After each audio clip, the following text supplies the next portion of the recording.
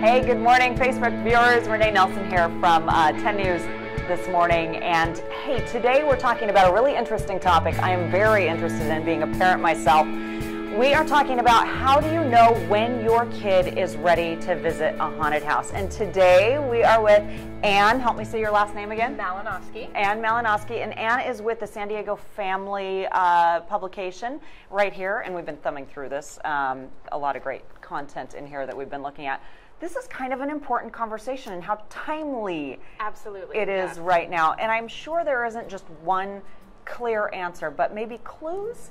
No, it's so true. There's no one age when a child is ready to visit a haunted house, but I think as a parent you probably have a strong hunch about whether your child is ready, and there are a few questions you can ask yourself to help you decide if this is the year. Okay, and these are the questions that you ask yourself about your child, not necessarily asking your child. Sure, exactly. Okay, yeah, but your child should be part of the conversation, okay. Absolutely, especially if your child is asking to go. You know, kids love holiday traditions, they love getting involved in carving pumpkins, they love going trick-or-treating, and eventually if they're involved in these things, they're going to want to join the fun at a haunted house. Right, and it's scary to know whether or not they're ready or they're not ready because each kid is different, and we kind of talked about this. It's so true, yeah. We're saying, is there an age? Is there, what's specific to look at? But there really are so many different things. Tell me one. It's so true. So, a rule of thumb in my house is my kids are young, so if the kids don't sleep, I don't sleep. So if you have a child who crawls into your bed at night, who still needs comforting when they feel afraid at night, maybe this is not the year. Okay, interesting. So if you've got a kid that already displays signs where maybe something could be bothersome to them, seeing something that was, like a haunted house, then maybe that's a clue for you. Probably not the year, even if it was something that maybe came up in conversation. Exactly. What else? What else should I look for? Fear of the dark is a good one. I remember being in middle school and still doing that thing where I'd walk through the house and I'd turn on all the lights as I go down the hall, and I'd make sure that the last light was, on before I went to the next light. So if your child's still kind of afraid of the dark, you might want to have a conversation about what it's like inside of a haunted house. Let them know it's going to be pitch black. There's going to be strobe lights. There's going to be people jumping out at you, which is kind of, all of our fears of the dark, just in person, right? So I think if you have that conversation with a child who's scared of the dark, they'll say, yeah, maybe this isn't my year. And there's adults that still keep lights on as they walk through the house in the middle of the night. So maybe they're not ready. Maybe I'm not ready either. I don't feel ready either, because some of them are really quite frightening, and there's a display of, some pretty incredible things that you're seeing visually. That has always kind of frightened me. How do you know if they're ready to see what they're going to see visually? Sure. I mean, think about what they're consuming, and that's a good conversation starter to have with your kid anytime. What are you reading? What are you watching on TV? What kind of spooky content are you already getting? And that might help inform your decision about whether they're ready.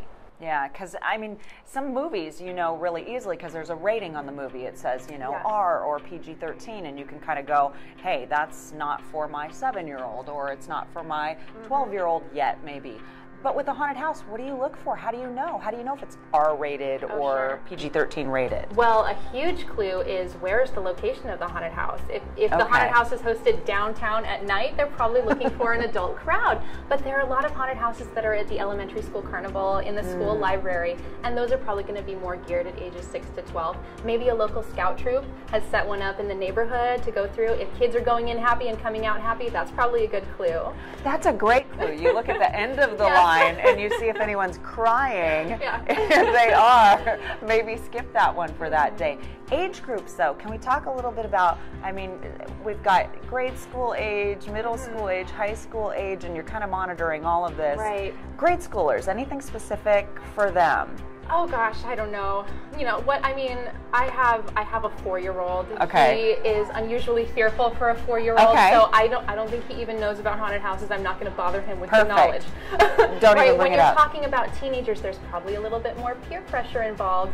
And like my colleague was saying, you might want to give them an out if they sound a little bit like, Mom, I want to go. Should I go? Can I go? That's Maybe interesting. say not this weekend and see if they ask again the next weekend. That's really interesting because I have this issue at home with one, and if he sees this, he's going to be like, Mom, I actually wanted to go.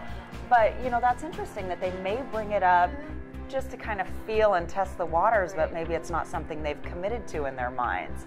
So, I mean, I assume it can still be difficult for someone that's even a middle school age to, you know, absorb all of that stuff. Oh gosh, yeah, and some of them are pretty gory that I don't want to see some of that stuff myself. You want to be careful about what your kids see, and I will say the only way to really know is to go check it out yourself, because even if you ask your friends, everyone's scare threshold is different. My friend's 7 out of 10 might be your friend's 3 out of 10 on scariness. You know, I have a friend who went and saw Stephen King's It, and she thought it was a riot. She thought it was hilarious. Okay. I saw the trailer, and I'm still recovering. So I'm right there with you. I'm skipping it completely because of the trailer and all the rumors. So, but then some of the people, you're right, either find it, you know, fun or hilarious, and find the gore or the scary part funny anyways. Right, but if your kids decide that this is the year, I do have a few tips for you. Okay, yeah. Things to know about going inside, that the haunted house is trying to push people through the house quickly. Okay. So they're not going to scare you from the front, because then you might back up. Right, they're going to scare you from the side and the back. Wait, so we're talking about where you want to be placed in line. Absolutely. This is a good one to know. Scare actors will tell you they don't scare the first person in the group, because the first person in the group is the one who's brave. Right, so it's more fun to scare the person who's hiding in the back, who's going to scream the loudest. So if you're the one covering your eyes, be in the middle somewhere.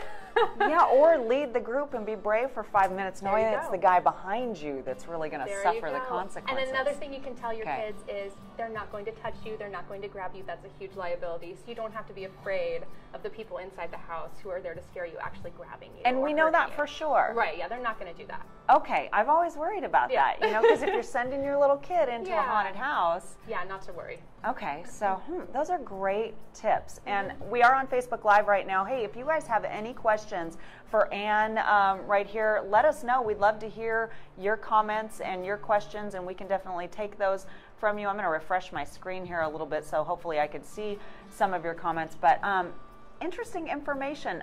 I myself am hoping that my kids will stick to corn mazes. You know, there are a lot of fun things to do in San Diego that are spooky and creepy, but not necessarily scary, right? We have Spooktacular at SeaWorld. It's huge.